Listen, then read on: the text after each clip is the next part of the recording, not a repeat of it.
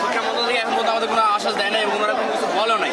ওনারা বলছে যে যথা নিয়মে পরীক্ষা চলবে, এটা আমাদেরকে বলা হয়েছে। বাট আপনারা দেখেছেন গতকালকে আপনারা নিজেরা নিউজে দেখেছেন যে কোথায় জলবদ্ধতা তৈরি হয়েছে, কীভাবে স্টুডেন্টরা আহত হয়েছে, শিক্ষার্থীদের বাবা মা অভিভাবকরা কীভাবে ওনারা বেগ পাওয়া হয়েছে রাস্তাঘাটে, এটা তো আপনারা দেখেছেন।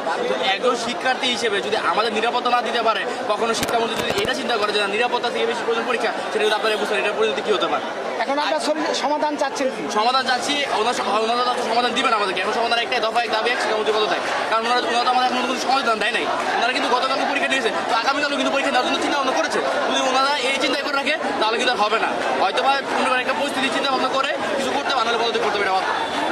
অপটিক্যাল ব্রাইটেনার, কালার গার্ড এবং জার্ট লক সমৃদ্ধ অ্যাডভান্স ফর্মুলায় এলো নতুন রে ডিটারজেন্ট পাউডার। পদত্যাগ করলে কি সমাধান হবে সবকিছু? পদত্যাগ কোনো সমাধান না হলো এর থেকে ভালো একটা ওনার তো অনেকজন আসবে, উনি তো বুঝতে পারবে বা আমাদের প্রজন্ম পরের প্রজন্ম তো বুঝতে পারবে।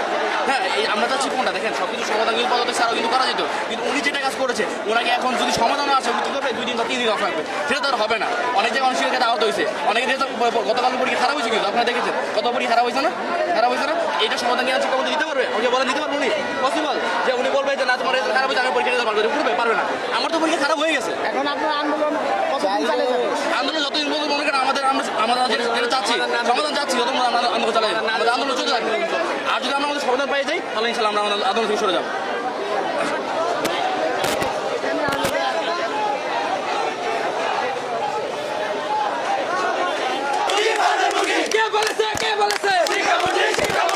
শিক্ষা নিয়ে রাজনীতি। এই যে বন্যায় এত মানুষের প্রাণহানি হলো, শিক্ষামন্ত্রীর দরকার ছিল লাইভে এসে সহানুভূতি দেখানো, কিন্তু সে সহানুভূতি না দেখে উল্টা আমাদের একটা উস্কানিমূলক কথা বলে। এটা কি ঠিক? আপনি বলেন। বুঝতে পারেন না শিক্ষামন্ত্রীকে আসে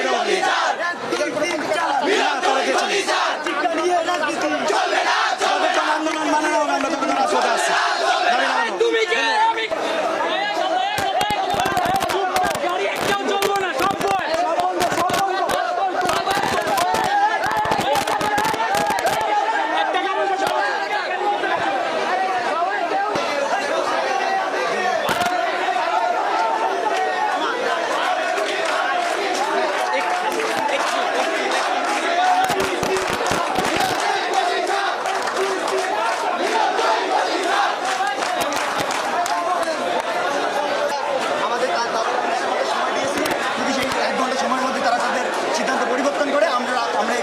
আমরা চাই না কোনো বিভ্রান্তি সৃষ্টি হোক, আমরা সবার সাথে মিলেমিশে থাকতে চাই।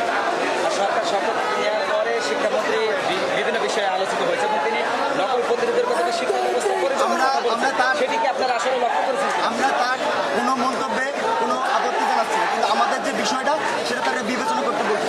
এরূপ পরিস্থিতিতে আমরা পরীক্ষা দিতে চাচ্ছি না, অন্তত 2-1 দিন স্থগিত করলে আমাদের জীবনের এমন কোনো ক্ষতি হবে না। আর এই যে আমাদেরকে বিরূপ একটা মন্তব্য করছে, এর কারণে ওনার জনসম্মুখে আমাদের অভিভাবক এবং শিক্ষার্থীদের কাছে মাপ চাইতে হবে।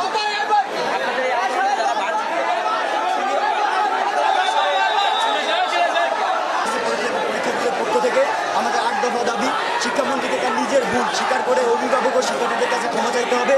গতকালকে যে প্রশ্ন করেছে তার শিক্ষা ব্যবস্থায় পুনরায় আবার এই পরীক্ষা আমরা নেওয়ার দাবি জানাচ্ছি। যদি এটি সম্ভব না হয় আমাদের পূর্ণ মূল্যায়ন করতে হবে। তাছাড়া আমাদের যে কালকে পদার্থ বিজ্ঞান পরীক্ষায় 6 এবং 7 নং প্রশ্নে ভুল ছিল, এটা যারা এই প্রশ্নে আনসার করে নাই তাদেরও 14 মার্ক দেওয়ার দাবি জানাচ্ছি। আমরা দাবি জানাচ্ছি যে এই যে বিরূপ আবহাওয়া, এই আবহাওয়া যতদিন না পরিস্থিতি স্বাভাবিক হচ্ছে ততদিন পর্যন্ত আমাদের এই পরীক্ষা যাতে স্থগিত থাকে, শিক্ষা মন্ত্রণালয় সেই ব্যবস্থা করবে। তাছাড়া যদি শিক্ষামন্ত্রী এই ব্যবস্থা করতে ব্যর্থ হয় তাহলে আমরা তার পদত্যাগ দাবি জানাচ্ছি। আমাদের কোনো আশ্বাস দেওয়া হয় নাই, আমাদের গতকাল রাত 9টা পর্যন্ত বলা হয়েছিল, কিন্তু তারা আমাদের যে আগের যে তাদের সিদ্ধান্ত সেই সিদ্ধান্ত